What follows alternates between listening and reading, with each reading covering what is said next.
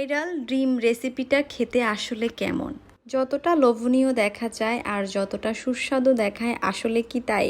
আজকে ভাইরাল ডিম রেসিপিটা ট্রাই করব আর সেই ব্লগটি আপনাদের সাথে শেয়ার করব। আসসালামু আলাইকুম, কেমন আছেন? আশা করি সবাই খুব ভালো আছেন।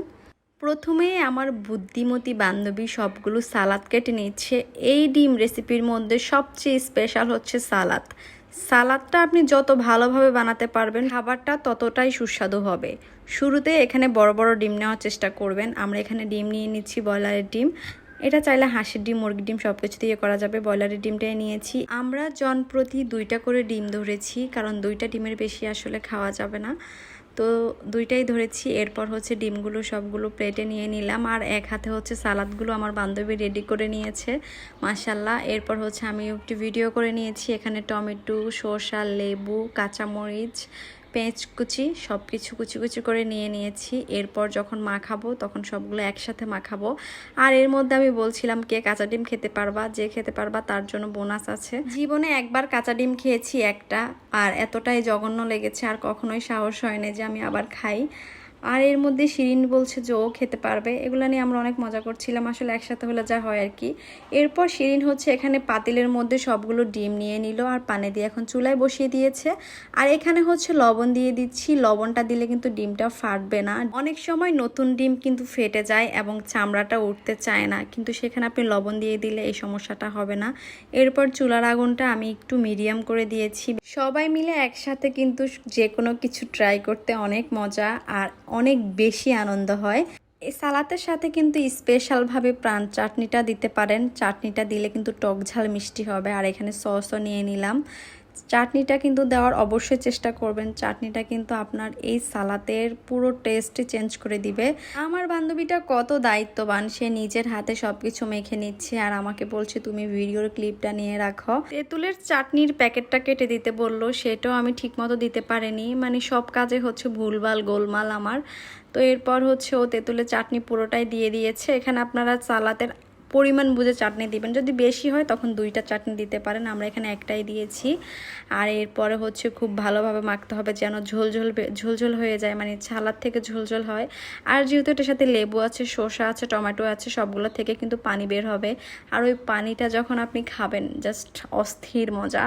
সত্যি কথা বলতে এই ডিমের যে ট্রেন্ডিং ভিডিওটা এখন আসে ফেসবুকে, এটা কিন্তু আসলেই অনেক মজা। আমি গতকালকে যে ভিডিওটা দিয়েছি বোতলের ভিডিওটা থেকে আমার কাছে এই ডিমের রেসিপিটা এবং ডিমের যে টেস্টটা হয়েছে ওটা খুবই চমৎকার। আপনারা সন্ধ্যাবেলা বা রাতে অনেকের হচ্ছে খাবার অনেক ক্রেভিংস আসে, রাতে মধ্যরাতে খেতে মন চায়, এটা কিন্তু খুব সহজে করে ফেলতে পারেন ইজিলি। বাসার প্রত্যেকটা মানুষই খেতে পারেন। আর ডিমটা এমনিতেও অনেক বেশি পুষ্টিকর।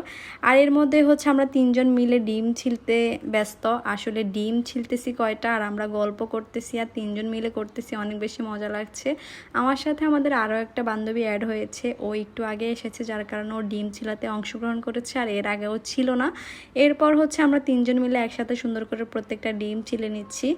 কথায় আছে 10 মিলে করি কাজ, হারি জিতি নাহিলাজ।